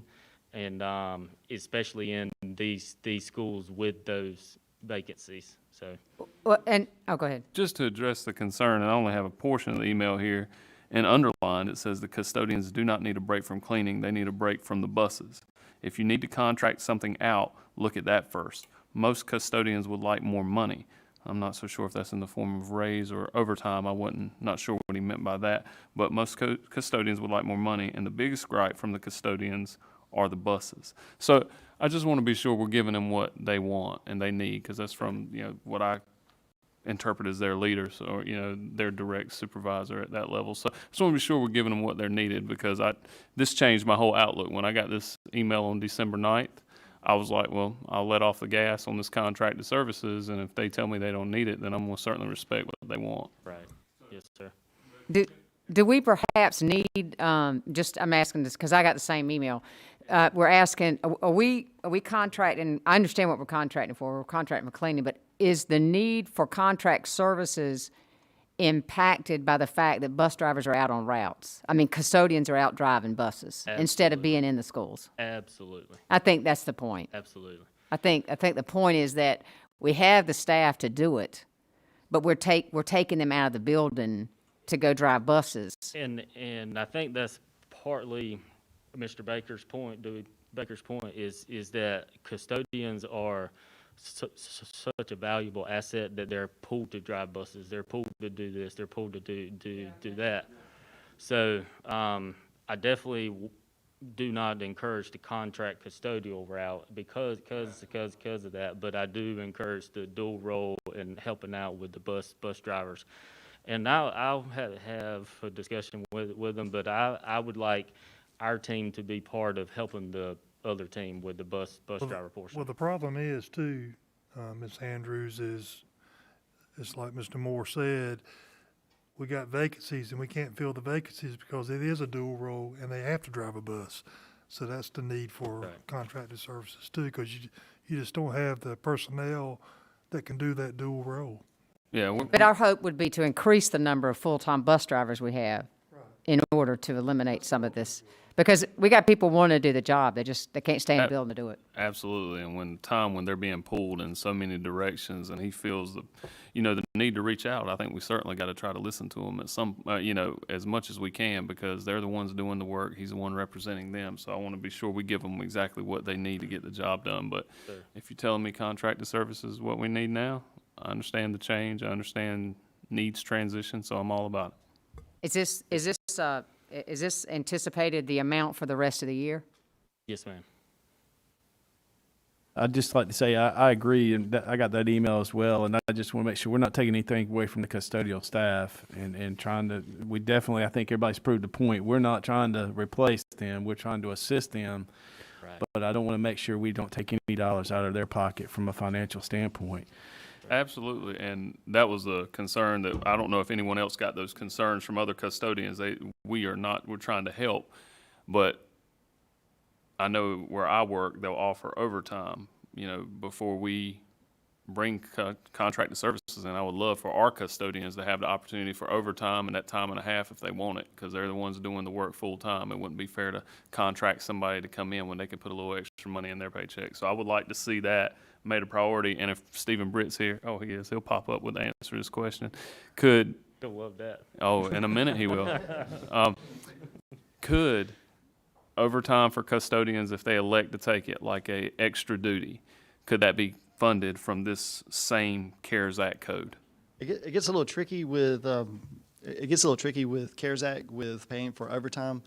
You can pay for extra responsibility stipends and certain other aspects. So, like if you were to say it was a different job in some way than what they are currently already doing, because if it has to be some sort of separation in there. But one thing we did, to answer your question about overtime, we did open up the option for overtime for custodians. You had a problem solved before I even thought of it. Yes. Mr. Britt, Stephen Britt. Mr. Britt, while you're up here, I'd just like to say too, while we're on this subject, I think it would be a good time for you and Dr. Bracy to get together and see if we can increase our bus driver salaries. And that'll help in many different ways to, help with recruiting additional drivers and things of that nature, which will keep our custodial staff in the building. So I would, ask that you guys get together. And I know other counties have done that, and I would just like to see us try to follow suit and make sure that we take care of our bus drivers as well as our custodians. Mr. Britt, I'm sorry, Ms. Carroll. You could put that together and bring it to the Finance Committee. We'll definitely love that opportunity to look at that. We had a discussion about that, I believe, did we not? Yes, sir. A solution to go to a hourly rate that would attract an employee to work with us, and I think, again, it's a matter of funding. But if we can figure a way, looking at, what is that number we just said, $250 $250,000. I mean, would we not be much better off as a county to go ahead and look at hiring employees at an hourly wage that they would come to work for us and have our custodians in the building doing what they need to be doing? So, you know, I think we need, Mr. Finance Chairman, Yep.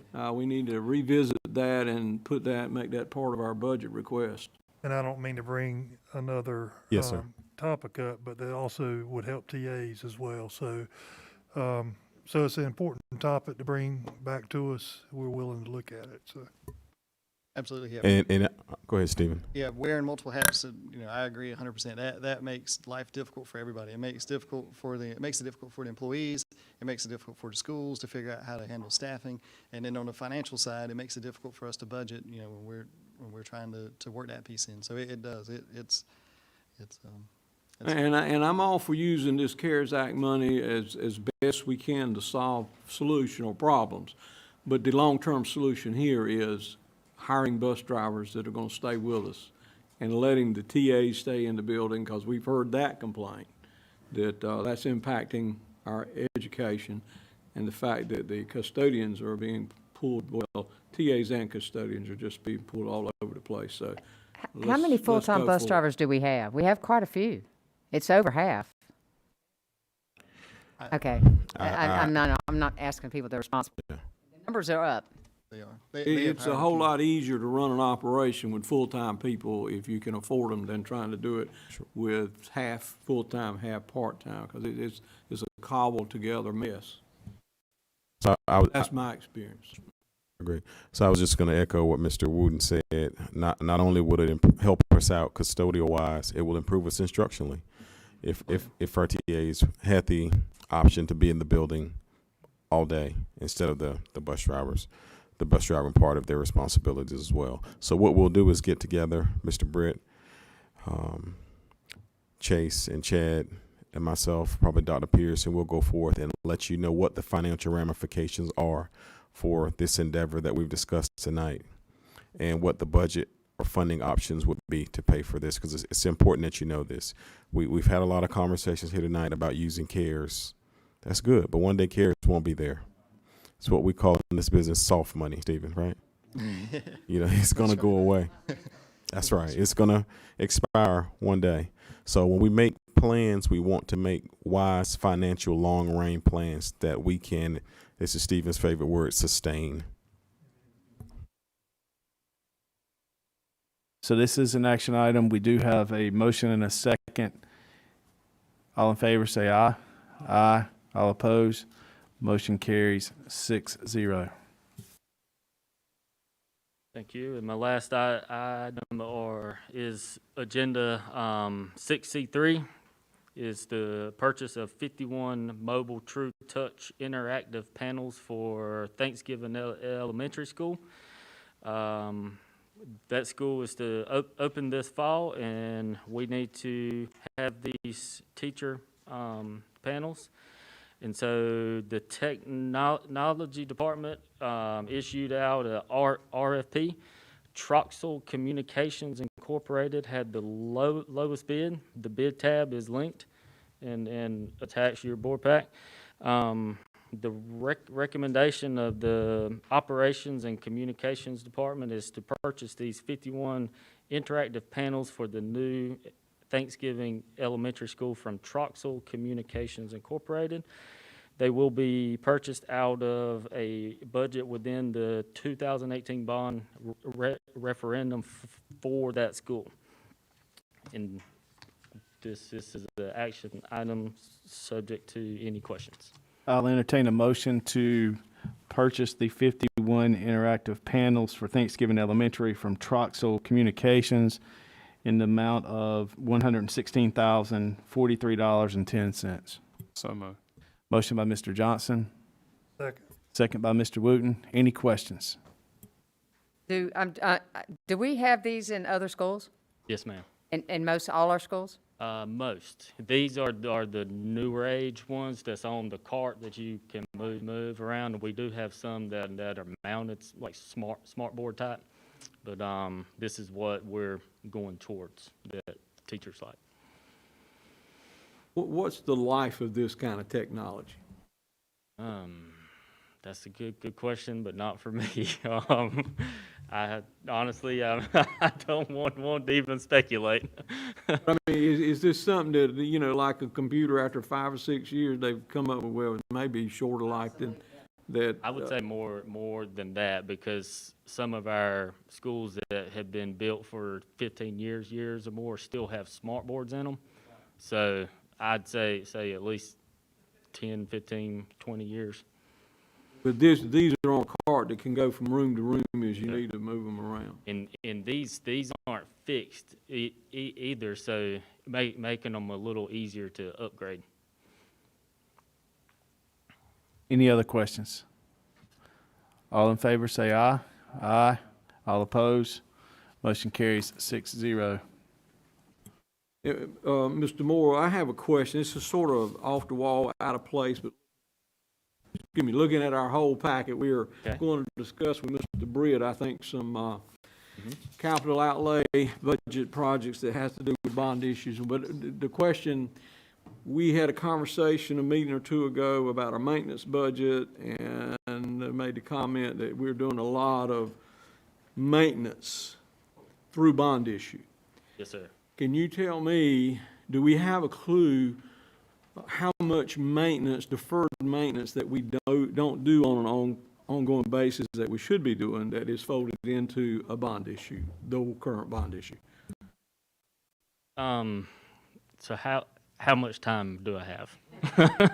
You take your time and you tell us what. I mean, yes, you are correct. There's a tremendous amount of capital needs that kind of have been lumped into our current bond. I would say probably around 10 million of our 61 million is going towards bleachers, tracks, roofing projects, parking lots, chillers, that honestly we need to do a better job of putting on a capital needs request each year and showing calls. I'll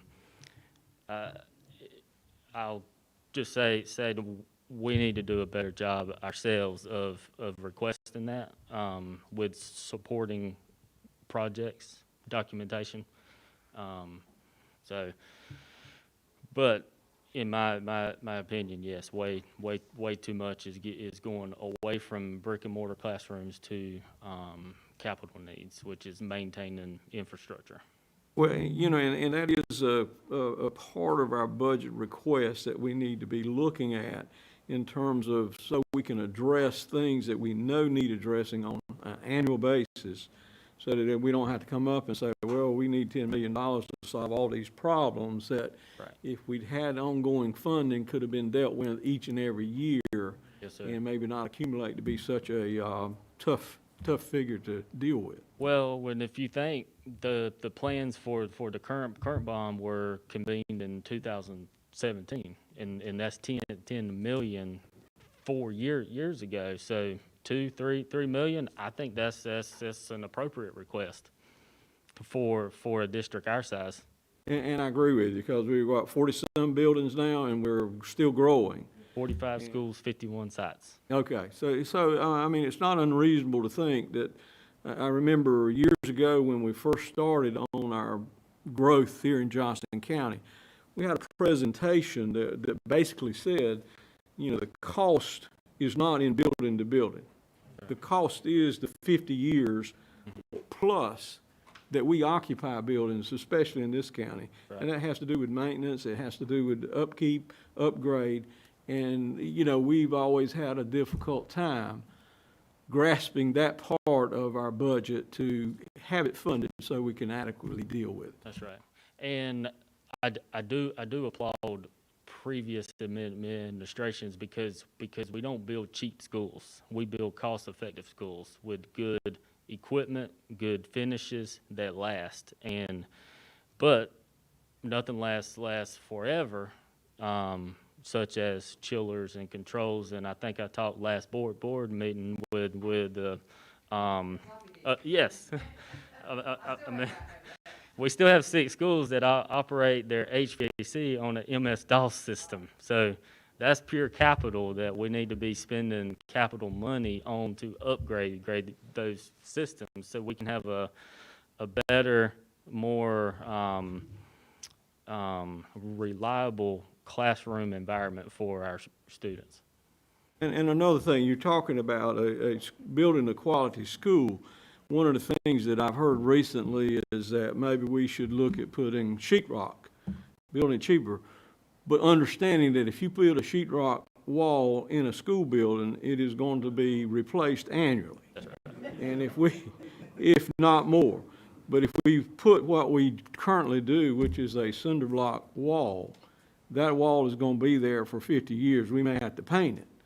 But there, you know, it is not necessary to build or try to save on the upfront cost of a building. We're being reasonable, knowing that we build, I think, very efficiently in this county versus other systems that build the same stuff.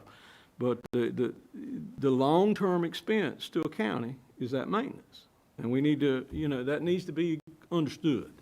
And I will say that with the Thanksgiving school, we did add more sheetrock walls in the classrooms that students aren't near, because but now the hallway, the common area, the bathrooms and stuff, you need the strongest material you can find because these kids are tough. Well, sheetrock in a school building is just like a flat roof. It's trouble.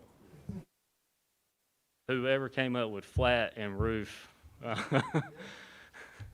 So, anyway. Thank you for that info. I know it was off. Yeah. I wasn't sure if we were going to get you back, but that was something that I think I wanted to know. And that is going to be a big part of our discussion next week, as well as our new process going forward to work with our county as far as making our capital needs requests. Thank you, Brooks. Mr. Vetrano. Yes, sir. Good evening again, everyone. Under my area at this point, I just have one item for you. It is an action item. As you know, Dr. Pierce shared earlier, we had a magnificent event last month where we vaccinated almost 2,000 of our employees. And he also shared that we're scheduled to give the second dose during the week of March 22nd. According to health officials, individuals are likely to have stronger side effects after the second dose of COVID-19. Those side effects can be fatigue, arm soreness, fever. Experts do say, however, that these effects are usually mild and disappear after 48 hours. But after much discussion concerning these possible stronger side effects and the impact that it may have on our employees returning to work the following day, we decided to administer the second dose of the vaccine to our employees on Friday, March 26th. As a result of that decision, we're recommending to this board to move the remote learning day that right now is on Wednesday, March 24th, to Friday, March 26th. That will certainly help with allowing those nearly 2,000 employees to leave their sites and have minimal impact on student instruction. So if approved, EC self-contained students, elementary students, cohort 2 students grades 6 through 12, they would all attend school on Wednesday, March 24th, and then all students would remain home on Friday, March 26th. One exception to that, North Johnston High School, we're asking, would remain remote learning on March 24th because the health department, we're working with them very much so during these times, as you've heard already, and they do have a scheduled vaccination event already at that school on the 24th. So to help them in coordinating that event, we are asking that North Johnston would remain remote learning, but all the other schools to align with the date that we have in mind for the second dose, which is Friday, March 26th. We're asking to move that remote learning day from Wednesday, March 24th to Friday, March 26th. So that's the recommendation to this board. I'll entertain a motion to make this calendar adjustment for our remote learning day from March 24th to March 26th, based on the second dose of vaccinations for our staff. So move. Second. Motion by Mr. Wooten, second by Ms. Andrews. Any questions or comments? So cohort 2 and 612 would just go to school on Thursday of that week. They would go to school on Wednesday and Thursday. I'm sorry, high school North Johnston would just go on Thursday. That's correct. Clarification. Yes, I'm ma'am. glad you did this. I've heard several people talk about this. It's a good move. Thank you. All in favor say aye. Aye. All opposed. Motion carries 6-0. Thank you, Mr. Vetrano. Thank you. Mr. Britt.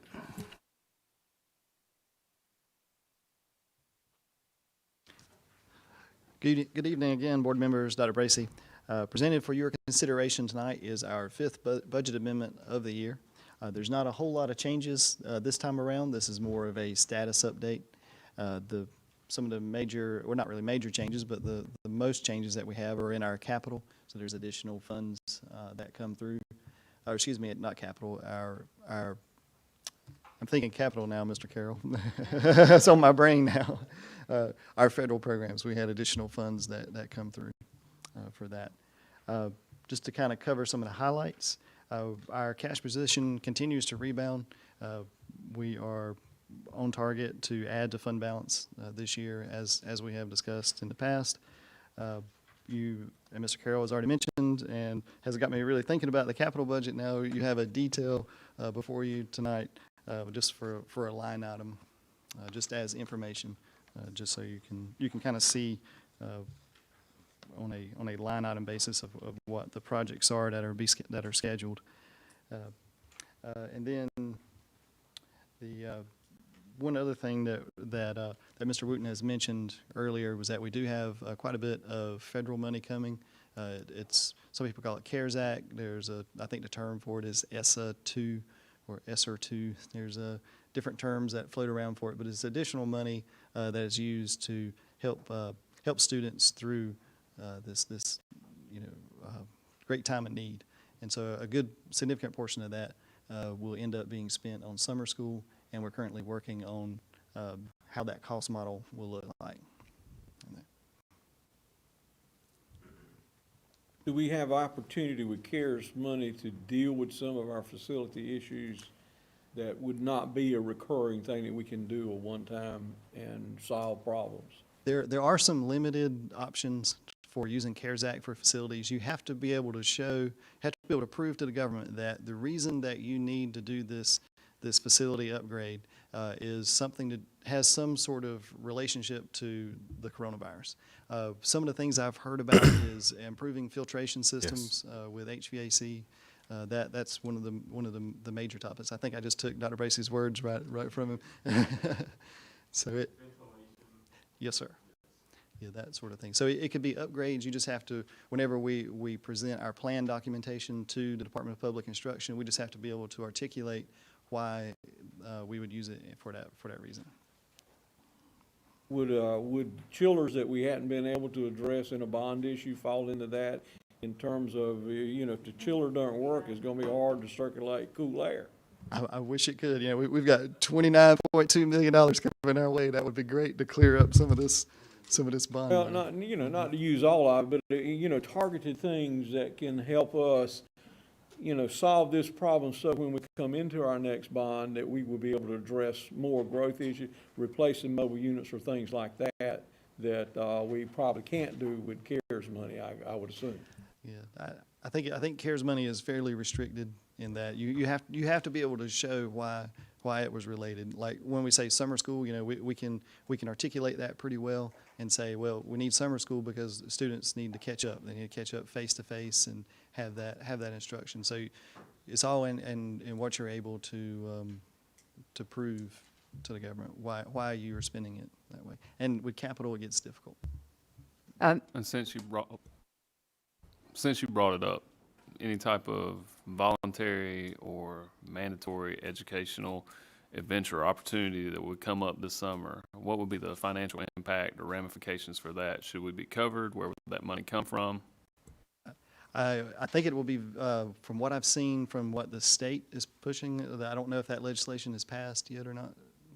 But I don't, the last I heard, it was still somewhere within the I North think Carolina it's still General being Assembly. debated in the General Assembly, I believe. I think so. I thought I saw something where a bill made it out of the House, but I don't want to speak with certainty, but it still has to be approved somewhere else. We go ahead. Maybe, and that, so we've done some kind of cost estimates of what that might look like, and it will likely be very expensive. I mean, I don't have a good cost for it yet because it depends on how many students elect and how many parents choose to accept the offer for summer school, and Dr. Bracey can speak more. How many teachers that we will be able to recruit to come and teach? All of it. Right. What we set the standard or the bar for who's going to be allowed to come to summer school is so many variables, and we won't know the specifics of what we will need and who we will need till the governor signs it and we see all the finalized regs from the bill. But just as a way to kind of to prep everyone, not saying it will cost this amount, but just so that you don't get sticker shock when we do bring you the cost amount, it wouldn't surprise me if we saw a multi-million-dollar summer school. We could be $5 million plus into summer school. But like I said, we've got quite a bit of CARES Act money coming, and that has that is an allowable expense, you know, and so that I feel very comfortable that we can have a strong summer school this year and possibly beyond. So you're confident and comfortable we should be fine as far as funding and our fund balance. We're not going to be in the red. We're not going to be in a problematic situation. No, sir. Yeah. Thank you. When we look at the federal programs, the amendments there, you've got like, I just want to make sure I clarify, ESEA Title I School Improvement, that additional funding there, and then so forth down that page. I know some of it you've got stipulated as CARES Act digital curricula, CARES Act EC grants. So this is CARES Act money that went to these specific areas? That's correct. So let me pull up that page. There it is. So that is correct. So we had an additional $331,000 for the ESSA Title I School Improvement, PRC 105, that was approved. I think this was, and I don't want to misspeak on this, but I think that was an amendment that was pushed through quite some months ago, but it wasn't, just wasn't approved. Wasn't approved. And so. And then additional CARES Act money is going to these other areas. That's correct. So those 165, which you see closer towards the bottom of your page, right. That is for a very specific expenditure. I don't recall what that program was off the top of my head, but it was there was a very specific program, and I think it was if it wasn't a state initiative, it was. I would have to investigate that. I don't want to misspeak. Okay, and the EC grant as well. Yes, ma'am. That's fine. And one more question, I'll probably ask you this every month. You show us at, I guess this is. Ms. Andrews, press your mic, I'm please. sorry. Nobody usually asks me to talk louder. But I'm looking at expenditures of 63.43%. That's good. You're happy with that? That's great, actually, because that is not only the expenditures that we've had year to date, that's our projection for what we have for encumbrances so far. So it's not a total projection. It's not everything isn't encumbered for the remainder of the year, but there's a lot that's out there that's in that number that is. Okay. So you feel good about it? I feel like we will make a multi-million-dollar contribution to fund balance this year. Okay, thanks. Dr. Bracey knows I don't make predictions like that. I don't know if he's ever seen me make a prediction like that before. Well, you realize when you make that prediction, we hold you to it. I understand. Trust me, Mr. Carroll, I wouldn't say it if I weren't extremely confident. I know Mr. Sutton agrees. We sure appreciate you and just the way you lead us through this. All right, we have a motion and excuse me, we don't have a motion yet. I entertain a motion to approve our budget amendment number 5. Motion by Mr. Johnson, second by Mr. Carroll. All in favor say aye. Aye. All opposed. Motion carries 6-0. Thank you, Mr. Britt.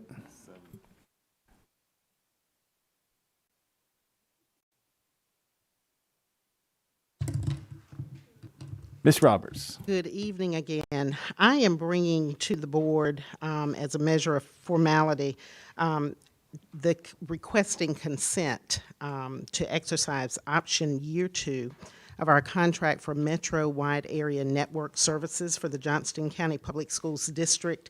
You do have in your materials the 3-year contract that this board approved back in 2017, and there were 2 options, option year 1 and option year 2. We are just back before you tonight to request simple approval of that option year 2. If you will notice, there is an amount of $821,000 per year for the wide area network service. This does include our new elementary school, and we are a district that is eligible for E-rate discount. So we are just asking for your approval to exercise option year 2. Entertain a motion to allow them to exercise option year 2. So moved. Motion by Mr. Johnson, Second. second by Mr. Wooten. Any questions? All in favor say aye. Aye. Aye. All opposed? Motion carries 6-0. Thank you, Ms. Roberts. Thank you. That concludes our Board of Education meeting for March. Our next meeting will be Tuesday, April 13th, 2021, 4 o'clock closed session, 5 o'clock open session. I would like to just make one last announcement about our joint meeting next week on March 16th. The meeting will start at 6 o'clock. Dinner will be provided for us at 5 o'clock. Look forward to seeing everybody there. I entertain a motion to adjourn. Motion by Ms. Andrews, second by Mr. Johnston. All in favor, say aye. Aye. All opposed. Motion carries 6-0. We're now adjourned.